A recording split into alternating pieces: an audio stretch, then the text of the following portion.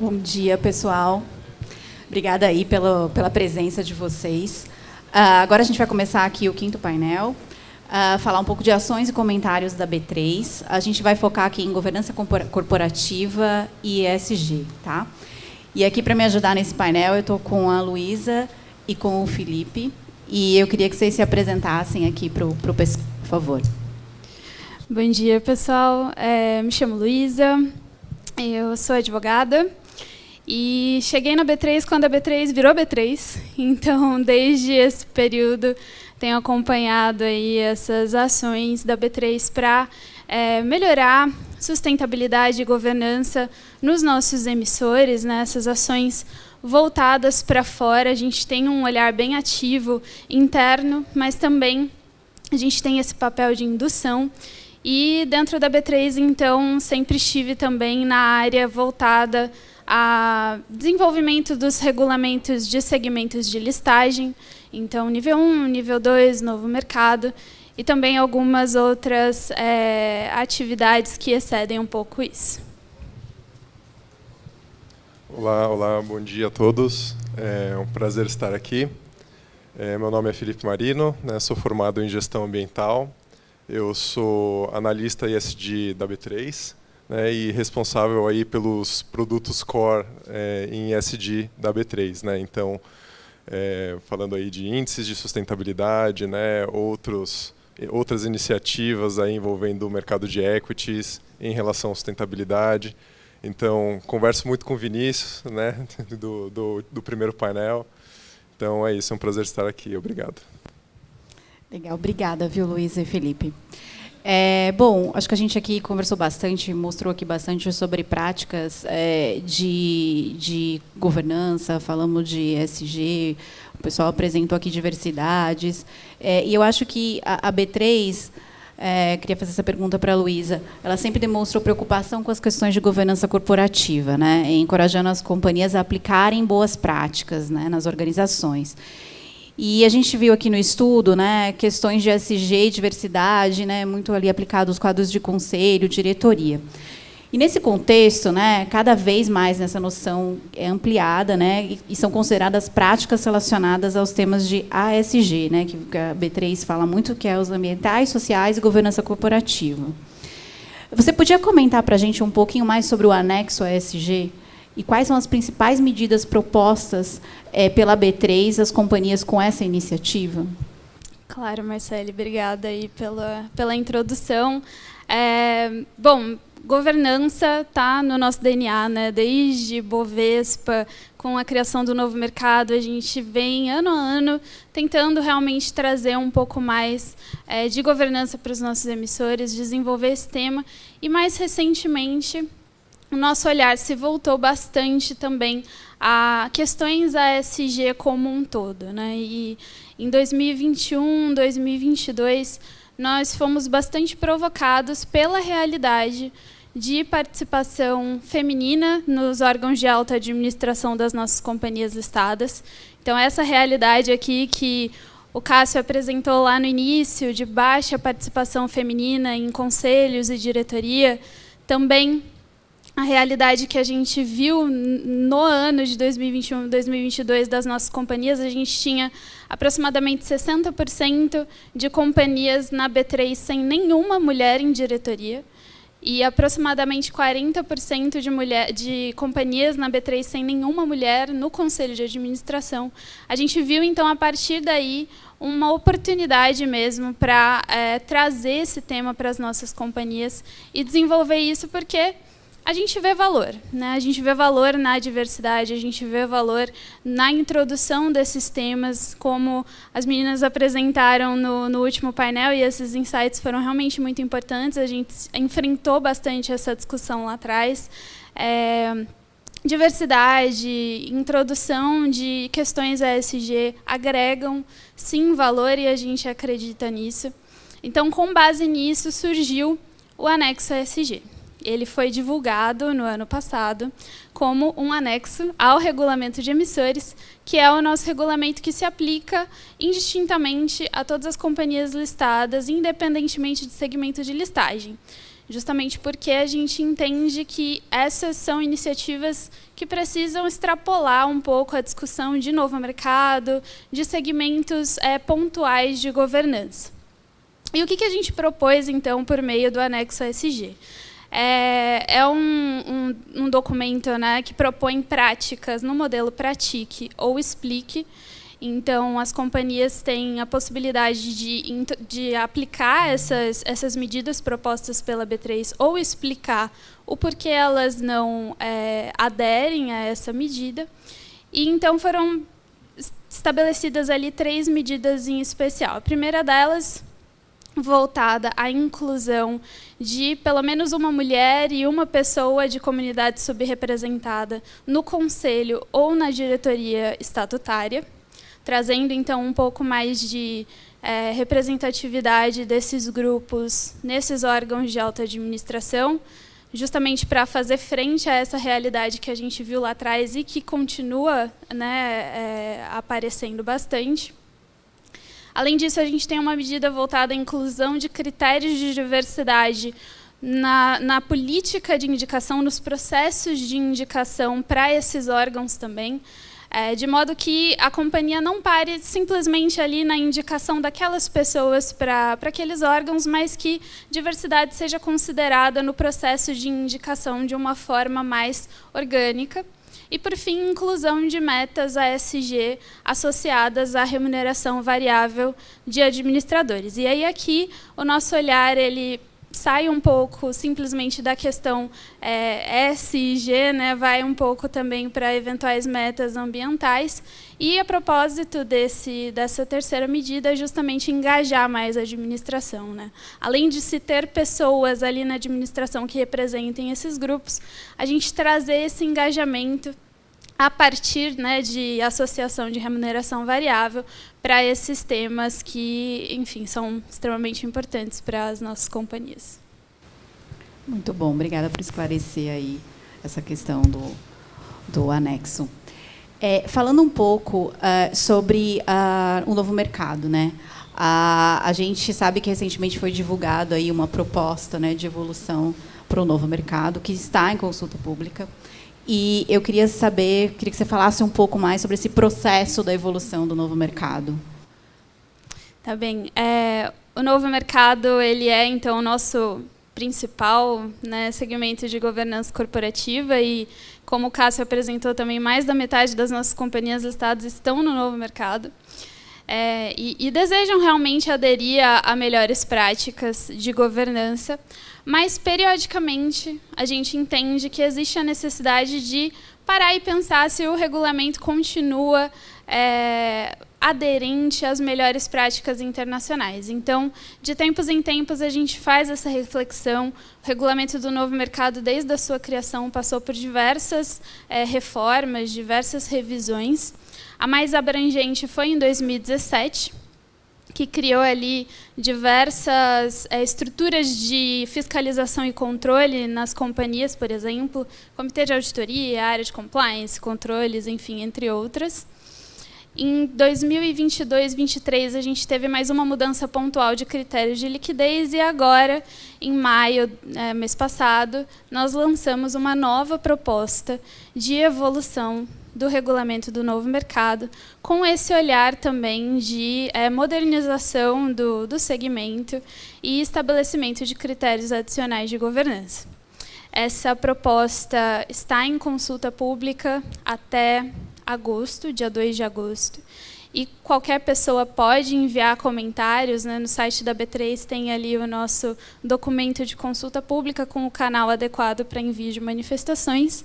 Essa proposta é bem extensa, então eu não vou passar pelos pontos aqui especificamente de cada mecanismo proposto, mas em grandes temas a gente está com algumas ações específicas voltadas a melhor alinhamento da administração com a companhia.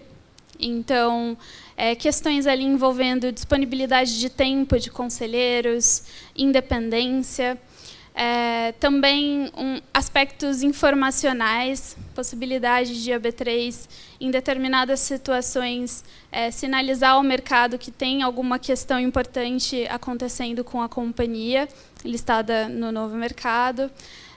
Além disso, ações voltadas à melhor confiabilidade de informações financeiras, entre outras. Mas, em grandes temas, é mais ou menos essa a proposta. E, enfim, peço aí também a vocês que enviem os seus comentários, porque a gente realmente avalia todos eles e leva em consideração. Depois da consulta pública, a gente passa por um refinamento da proposta e ela passa a ser votada pelas companhias que estão listadas no segmento para aprovação ou não daquilo que foi proposto. Ótimo, Luísa. Acho que a gente falou aqui um pouco de governança, né? E agora eu queria pedir para o Felipe comentar um pouco mais sobre as estratégias de sustentabilidade na B3. Como esse tema, né, ele é abordado na B3? Quais são as boas práticas que as empresas podem adotar? Perfeito. Bom, quando a gente fala da B3, né, a gente está falando aí, principalmente em sustentabilidade, que a gente tem um duplo chapéu, né? A B3, como qualquer outra empresa listada, né, ela também responde pelas mesmas boas práticas, né, ela também preza pela boa gestão da sua estratégia de sustentabilidade. E, além disso, né, o outro chapéu seria de indutor de mercado, né? Então, na nossa área, né, de sustentabilidade, a gente trabalha muito com 3 pilares, né? Que é estar alinhado com as melhores práticas de mercado, né, em sustentabilidade. Ser, né, 2, um indutor dessas boas práticas no mercado, né, para as demais empresas listadas. E 3, né, ampliar o portfólio de produtos ESG. Então, quando a gente pega, né, essa nossa responsabilidade como B3 e como Bolsa do Brasil, a gente então entende que tem diversas formas que a gente pode não só estar alinhado com as práticas, né, então respondendo aí os dados do FRE, mas também se preocupando em estarem alinhados com as boas práticas de TCFD para clima, ou certificações de gestão ambiental, ou com preocupações, estratégias e metas em diversidade. Mas além disso tudo, né, a gente tem aí diversos produtos, né, em que a gente ser esse indutor, né, do mercado para essas boas práticas, né? Então aí a gente fala de 4 produtos principais, né, que a gente tem aí na B3 em relação a ESG, né, que um deles é o ESG Workspace, que é a nossa plataforma de dados, né, o nosso repositório de dados das empresas listadas, né? Então, os usuários podem ser tanto gratuitos quanto pagos, né, em que podem verificar os dados das empresas listadas nos diferentes segmentos e temáticas, tanto ambientais, sociais, quanto de governança. Mas também temos nossos produtos de balcão, né, em que a gente faz a comercialização dos CBIOS, né, que são os créditos de carbono derivados de biocombustíveis. Mas também a gente lançou mês passado, né, um novo produto, que é o B3 Ações Verdes, né, que é uma designação para as empresas que tenham negócios realmente advindos, né, receitas advindas de atividades consideradas verdes, que tenham impacto positivo para os mais diversos aspectos ambientais e climáticos. E temos os nossos índices ESG, né, que o carro-chefe é o ISE, né, o ISE é o nosso índice de sustentabilidade empresarial, né? Temos o IGPTW, né, que foi comentado aí no painel anterior, e além disso o IDiversa também, né, que é o nosso índice de diversidade, que o Vinícius falou muito bem aí de como se compõe o índice. Temos nossos índices de governança também, né, os índices de novo mercado, enfim, temos aí por volta de 6 índices de governança. E temos o ICO2, né, que é o nosso índice de carbono eficiente, que lançamos ontem a nova metodologia do índice, né, tornando aí mais aderente, né, às melhores práticas de mercado, né. O índice ele foi lançado lá em 2010 e desde lá muito da agenda climática evoluiu, né. Então é muito satisfatório saber que enfim, a gente conseguiu lançar essa nova metodologia.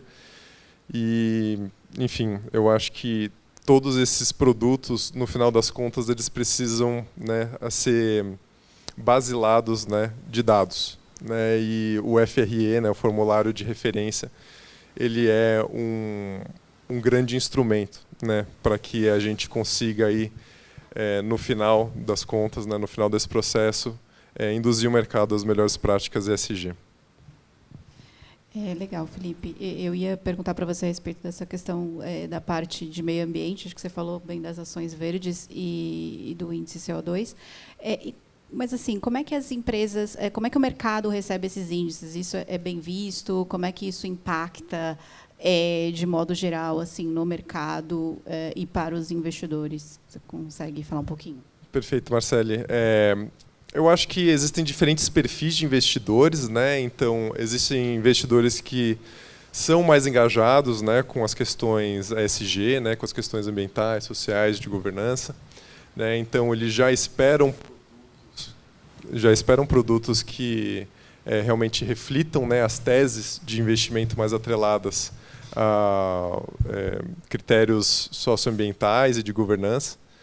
Mas também tem aqueles investidores, né, e outras entidades de mercado que esperam realmente, além dessa tese, né, também estar bem remunerados, ter uma boa rentabilidade, diminuir o seu risco. E então, diferentes produtos nossos a gente entende que acabam atendendo diferentes demandas de mercado. O caso do EASY, que é o nosso índice de sustentabilidade empresarial, ele já está bem consolidado no mercado brasileiro, né? Então a gente vê que ter o selo EASY, né, e estar dentro da carteira do EASY é uma coisa que as empresas prezam muito, né? Ter essa competição em ser o best in class, né, digamos assim. Então a gente vê aí que nos últimos 3 anos a gente tem aumentado aí a nossa carteira, né? Então é bem bacana ver que as empresas, mesmo com um índice de certa forma tradicional, né? Claro, a gente a cada 3 anos atualiza a metodologia dele, né, e faz os devidos ajustes, mas a gente vê que realmente está tendo uma boa aceitação aí do mercado ainda, né? Então as empresas estão demonstrando interesse em fazer parte da carteira, né? E eu acho que agora com as questões climáticas sendo cada vez mais latentes, né, os impactos de, enfim, eventos extremos climáticos, a gente vem sentindo que o investidor está com um certo apetite, né, em relação a essa temática. Então, muito da metodologia nova do ICO2 foi para tentar capitalizar isso, né, e realmente tornar um pouquinho mais aderente com as novas tendências, né, nessa agenda.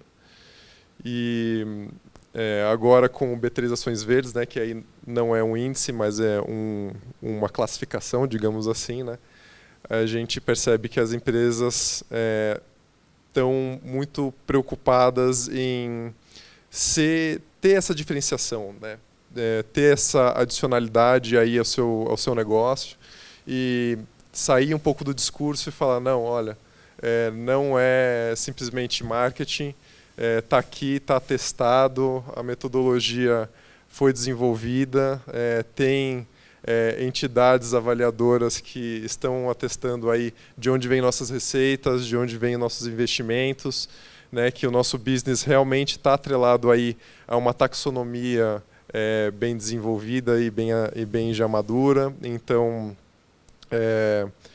eu acho que, para concluir a minha fala, eu diria que o interesse vem aumentando, principalmente nos últimos 3 anos. Legal. Agora, falando um pouquinho, eu queria fazer uma pergunta para vocês dois, aí vocês podem responder um de cada vez, mas eu queria saber, assim, eu sei que a criação do índice, o Vinícius falou que qualquer um pode falar, vamos criar um índice, vamos tentar fazer junto, mas eu acho que tem que ter, né, acho que vocês devem ter algum embasamento e tal. Vocês olham muito para a tendência de mercado, olham os mercados lá fora, para trazer um pouco dos outros mercados para a nossa realidade. Como é que é isso em termos de sustentabilidade e governança? Como que vocês fazem isso? Posso começar? Sim, a gente olha muito para a experiência internacional antes de propor qualquer mudança relacionada à governança, mudanças ali nos nossos regulamentos, né? Acho que o principal exemplo realmente é a evolução do novo mercado.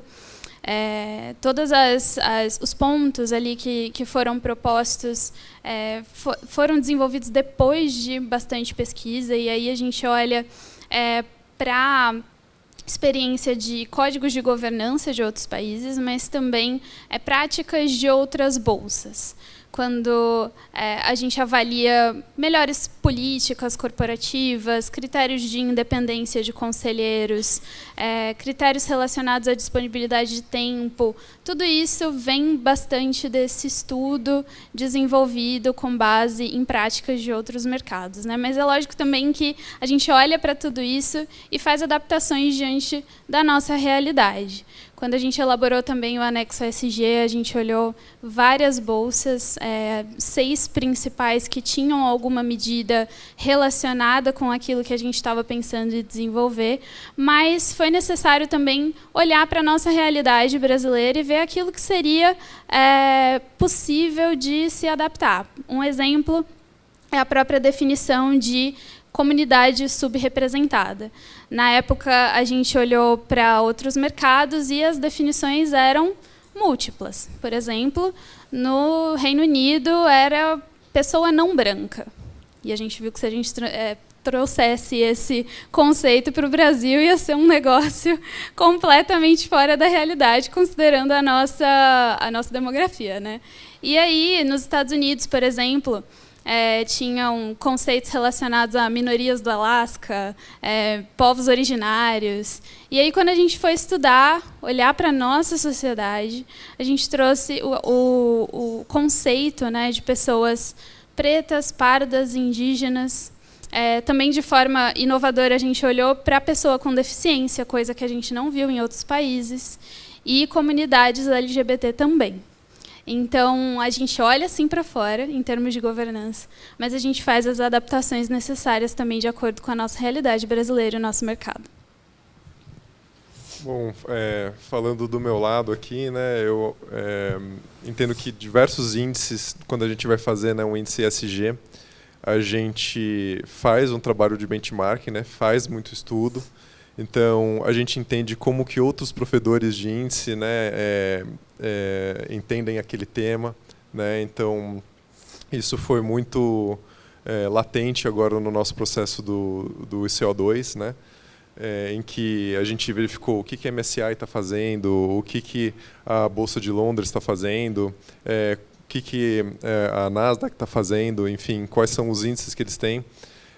Entendendo também a maturidade, né, do mercado brasileiro, onde que a gente pode apoiar e concentrar esforços para que aquelas práticas que não estão muito maduras, né, mas são importantes, podem ser, enfim, internalizadas da melhor forma pelas empresas, com os nossos índices, né? Então, a empresa ela tem metas net zero, né? A empresa ela tem conselheiros que tem algum tipo de compreensão sobre a agenda climática.